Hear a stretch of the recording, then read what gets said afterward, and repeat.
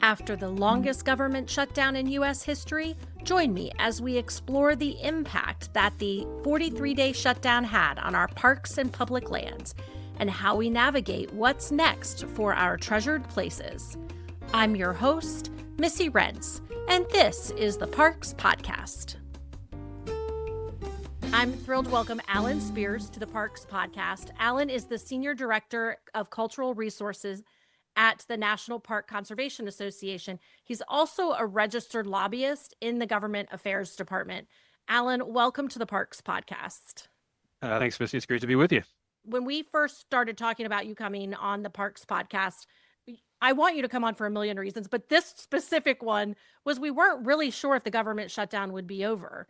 It is, which is great, but now what? Just now what, Alan? What's going on when it comes to the parks and public lands? Oh, well, everybody's come together in complete agreement on how we move forward in a bipartisan, unilateral way. So 43 days, I think it was. That's the longest shutdown in the history of the United States government, where we could talk about a lot of things coming out of the shutdown, but I think we're here to talk mostly about national parks and public lands. And so where we are is we still don't have a budget for FY26. We got, in my opinion, as an advocate for national parks and someone who works for the National Parks Conservation Association, we got a really bad budget proposal out of the House of Representatives back in July of this year before the shutdown took place that would cut probably about 176 million more dollars from the National Park Service budget. So we're not a fan of that. The Senate then came out a little bit later in that month with a bill that kind of holds flat level funding for FY26, and included a couple provisions about preventing mass firings and rifts at the Park Service. And so we like that bill much better, but we still don't have a timeline on when either of those things will get moving in the House and the Senate. And then there's the process of reconciliation. And of course, with the past being prologue, we've got a continuing resolution in place until the end of January of 2026, when we may yet again find ourselves headed towards yet another government shutdown if people can't agree on the top line numbers. So that's kind of where we are right now. Yeah. What was the impact of the shutdown on our parks and public lands? I think it was tremendous, but I think the thing that most of the public who's visiting national parks or even concerned about this stuff in just an ancillary way should understand is that the National Park Service, these people are masters at not showing the public how much they're being stretched or stressed. And I think the Park Service was actually under orders during this most recent shutdown to do what you can to keep parks open, do what you can to maintain visitor services and keep the trash picked up. But parks generate about $56 billion in economic revenue. And when they are closed or partially closed, we are robbing communities of that money. I think we lost somewhere along the lines of $2 million or so in terms of fee collection, because some parks that were opened, they didn't have anybody on staff who could sit in those fee collection booths and take the money from people who were coming in to visit during that 43-day hiatus shutdown. And so the revenue has been hit. There are places like Yosemite National Park in California that have seen staffing reductions, and then the shutdown, which furloughed a bunch of staff at the same point that they were seeing historic rises in visitation. And we're told that backcountry search and rescue calls increased exponentially during that period. Sometimes there were people there who could answer those calls, sometimes maybe not. And so there were impacts, but I think maybe the biggest impact of all that we really have to talk about is not budget, it's not numbers, it's not whether or not people were able to continue to do research and take care of resources, but it was on the morale of the people who work for the National Park Service. That morale was already subterranean. You go to like a high-rise building or a shopping center, you get in the elevator and you see you've got parking one, P2, P4. I think Park Service morale is somewhere down by P5 at this point in time and maybe below that. And it's just getting worse because employees were being, I'm going to use the word deliberately abused during the shutdown process, being told to work but not being guaranteed that they would be paid. And we still got a question about whether or not some employees will receive back pay that they deserved for working during portions of the shutdown. So it's a mess, and morale, I think, took another hit. And that's one of my biggest concerns is being a fan of National Park Service rangers, historians, interpreters, and maintenance staff, all the people who are out there keeping these resources up and running and open to the public. I just think it really breaks my heart that we're not giving them the respect that they deserve. Yeah. And I was at a few places and you run into rangers, and you would never know. I mean, they are brilliant. They love their jobs, they love what they do. They are kind and welcoming. You Mhm. wouldn't get that at any other industry when they're stressed like they are. And I did get a lot of people. We did two other episodes during the shutdown with former park rangers. And I did get a lot of people coming to me and saying, I went to the park and it was just fine. Mhm. But those rangers are saying it's not frontward facing that you're going to see. It's the back of house. It's the fact that they can't do crime investigations. They can't rescue people. They can't fix things. That those are the things that were really hurting during that time.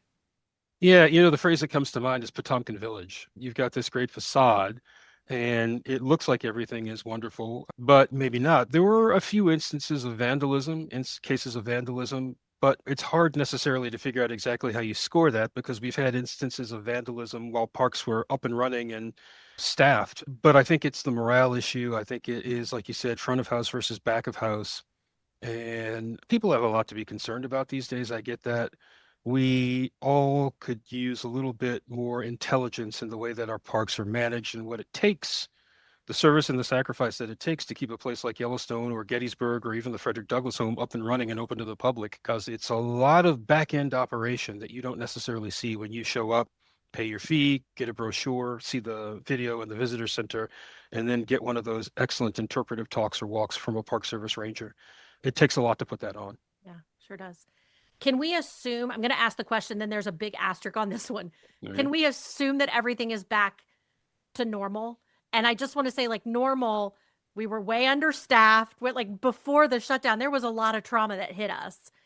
But are they back up and running now? Well, first, no, we can't make that assumption. And then I think the second part to answer to your question is that's going to be on a park by park basis. My organization, the National Parks Conservation Association, NPCA, is tracking a more than 24% decrease in permanent staff for the Park Service just since the start of this year. So 11 months ago, 10 months ago, whenever January of this year was, it seems like it was about 5 years ago. So staffing levels have just gone down. And that's from reductions in force, the Doge fork in the road offer of a buyout. You either take a buyout and deferred resignation now, or you risk being terminated later on. And when you talk about things getting back to normal or getting back up and running, the staffing issue maybe actually exceeds the budget issue. They're both tied together along with history erasure. So those three things are a kind of triumvirate of challenges right now. But the staffing level is, I think, the thing that's of biggest concern. So you reopen a site, maybe the person who was the superintendent took deferred resignation, they're gone. You had maybe some other people who were hit in a riff, they're gone. You've had a consolidation of your IT and human resources department, so they've been taken out of parks or even out of regions and moved to interior, so those folks are gone. And I don't think we ever fully recovered from the fact that earlier this year, the seasonal employees were, the Park Service was not able to hire their seasonals in the way that they wanted. And there was a decision that came out of the Trump administration. Okay, let's ease up and lax up on that. But it came so late that a lot of the seasonal help, if you're going to have somebody at Harpers Ferry National Historical Park in West Virginia, one of my favorite places to go, you've got to have them in late March or April to start getting trained on how they're going to interact with the public and what they're going to say and what they're going to do when their seasonal work kicks in late April, May, June, July. And so when that initial hiring was delayed, you had parks that weren't able to pick up seasonal employees. So the staffing levels at this point in time are one of the most critical things because you want to have people there who are familiar with the mission. You want to have people there. And even if it's like a facilities and maintenance person, those are some of the best interpretive rangers in the National Park Service right now. And so you come across somebody who might be paving a road, doing planting in invasive species, and they might be the person at Vicksburg that tells you the story about Ulysses S. Grant that you hadn't heard from any other historians or Mm, interpretive rangers because they've been there for decades. They know the history, they love the stories. And so when we lose people like that, I think the Park Service has been, there is no more excess left to cut within yeah. that agency. So, sure, we've got parks that are opening back up, but what are they opening up with? That's the question right now.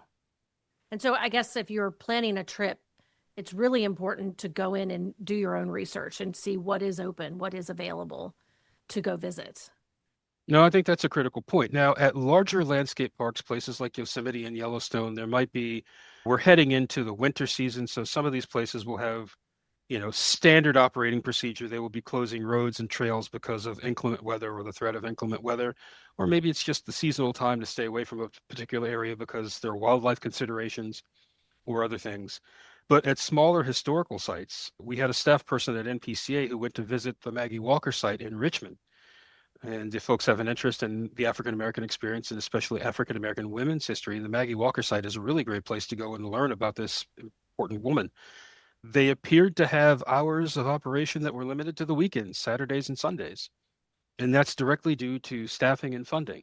Yeah. So you do have to call ahead and find out when folks are open. And it probably is best actually to make that phone call as opposed to try to rely on a website that maybe hasn't been updated frequently enough to catch all the nuances of staffing and operational hours. Yeah, absolutely. Wow. Okay, so I feel like we jumped from, and you've named some of these already, but we've jumped from major staffing cuts in February to like this land grab in May and June. Then we had the roadless rule, followed by the Ambler Road, and then the government shutdown. And I'm sure there's so many more that I am not thinking of. But we've done a lot of advocating for the parks and public lands, trying to educate people with what's going on. What is going on? What's next? What are we up against? Because we know it's not over. Well, I'd say the one thing that was missing from that list, which was very inclusive, is the presidential order on restoring truth and sanity to American history. And President Trump did drop that executive order in March. It was followed up by a secretarial order, SO 3431, that was released, introduced, sent out by Secretary Doug Burgum on May 20th of this year. And the secretarial order backs up or operationalizes the presidential executive order for national parks and any public lands management agencies within the Interior Department that are managing historic and cultural resources.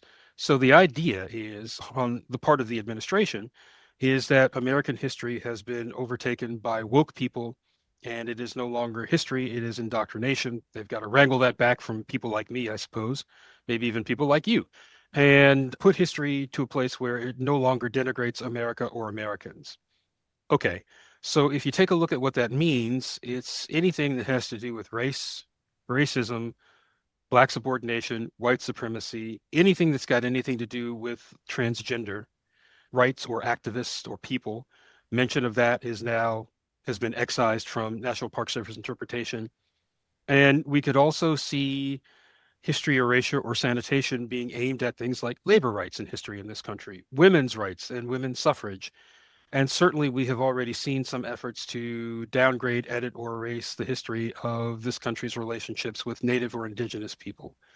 So SO 3431, when it was released on May 20th, the first impact was to put QR codes in all national parks. And the idea was that people visiting these sites would see these QR codes on the front door at the front desk, and you'd scan them. And if in the course of your visit to, let's say, Yorktown Final Victory, Gettysburg National Military Park, Harpers Ferry National Historical Park, the Frederick Douglass Home here in DC, if you saw anything that offended you, what you could do is scan the QR code and then write in, I don't like the way the Park Service has been talking about this. It was basically designed to help the public tattle on Yeah. park rangers and get people in trouble. Fortunately, the comments that were coming in from that QR code, at least the original batch in May and June, and maybe a little bit of July of this year, were about 10-1 in favor of the National Park Service telling a complete, unfiltered American story. And people saying, we actually want more of this, or you need more about Native people, you need more about civil rights stories, other things like that. I think it was a admonishment of the administration, keep your hands off our history. Let the Park Service do what they're meant to do. And maybe just now would be a good place to stop for a second and say, for any of the folks that are listening to this podcast, that the National Park Service, all 433 units in the National Park System, manage, protect, and interpret historic and cultural resources. So that's not just the small battlefields or cultural resource sites in the east, it's the large landscape sites in the west of the United States as well. So the Park Service has really been in the history business since its inception in 1916. And that's why this effort to sanitize or erase history in parks was such a big deal.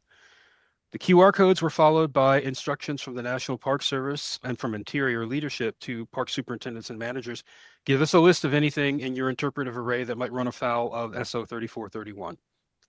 And those lists were submitted. Not all parks did, most parks did. And then letters of compliance were sent out in September, just a couple months ago, basically advising national parks on what they had to remove or what they had to cover up or what they had to sanitize. We saw that interpretive signs about climate change were taken down in Acadia National Park in Maine, and that at Jamaica Bay in the New York area, signage about the abrogation of treaty rights with indigenous and communities and cultures and tribes, those were removed because they were felt to be denigrating of Americans and America. The Independence Hall has still an exhibit on the enslaved people that General Washington brought with him from Mount Vernon to Philadelphia in 1790 when he began serving as president. Remember, there wasn't a Washington, D.C. to go to until 1800. And the administration actually wanted that entire external interpretation exhibit ripped out of its roots and removed from the park. And then we saw the Park Service get instructions to remove the scourged back photograph of Whip Peter from interpretation about the horrors of slavery that were featured at Fort Pulaski in Georgia. So there was a lot of stuff that was coming out. Websites were being scrubbed, other things were happening this summer and then this fall. I'll quickly sum up where we are right now. It's difficult to know how to score it. We did see interpretive signage removed. The display about enslaved people is still up at Independence Hall because there was an uproar from community leaders who were like, you can't touch this. And it seems like there was enough opposition generated by groups like NPCA, people like me, that the scourge back photograph, I think, is still up at Fort Pulaski. So those are wins, but we also know we're not done yet. And we think, as you ask the question, I think back in the late 1990s when I started this answer, the idea was, where are we going from here? We're likely to see more attempts to erase or sanitize American history as it's being told in national parks. And this is something that I think we've got to fight back on because, to paraphrase Jack Nicholson from A Few Good Men, his character, we can handle the truth. I think we want the truth. And we want that kind of complex history because it's that nuance that makes history so compelling. I would just share with anybody out there who has concerns about does mention of slavery or racism or white supremacy, does that denigrate America? And their concerns about taking monuments down. The American historical mantelpiece that we have, it's huge and it's broad. Yeah. And we don't have to take down Robert E. Lee. We just have to make sure we add Harriet Tubman. Yeah. Absolutely. Oh, I so agree. Okay, I don't even remember the date, but just recently, Senator Sheehy and Senator Heinrich started they call it the Senate Stewardship Caucus. And just Senator Tim Sheehy is a Republican from Montana. Senator Martin Heinrich is a Democrat from New Mexico. And this caucus is meant it's supposed to be bipartisan and it's meant to promote conservation and the management of our public lands and our parks. And is this promising? Is this a good thing? Yeah, I think it's promising. We'll have to see where it goes. I'm going to say something harsh and then hopefully sweeten it up a little bit. It feels like the 119th Congress spent the better part of this year abdicating much of its responsibility on public lands and budgeting. We still have champions and heroes on both sides of the aisles and independents who are operating in the House and the Senate who I think are maybe understanding that the need to stand up for national parks is still a critical thing. Their constituents want it. No district, no state in the nation benefited from a government shutdown that closed down or partially closed down national parks. And so the development of a stewardship caucus is a good thing if they embrace the power that they have as lawmakers and appropriators. But we need better budgets. We need better policy. And we need people to be prepared to oppose this administration as they continue, perhaps, to propose more mass terminations, more firings, as they propose hiring rifts. And when we see people in the Department of Government Efficiency taking punitive actions and restricting people in the federal government to a $1 limit on their credit cards for purchases for stuff that's needed to keep a park open on a daily basis. Those things are ridiculous. Yeah. There isn't a federal organization in the history of humankind that wouldn't have been able to benefit from some streamlining and reorganization. But when you get to the point where so much damage has been done to our national parks at this point in time, that we are definitely going to need people like the senators you mentioned to pull together in a bipartisan way to make sure that these parks are protected. Important to understand. More than 100 years ago, we, the people in this country, made a decision that we were going to set aside in perpetuity for the benefit, enjoyment, and inspiration some of the best places on the American landscape. scenic, recreational, natural, cultural, historic.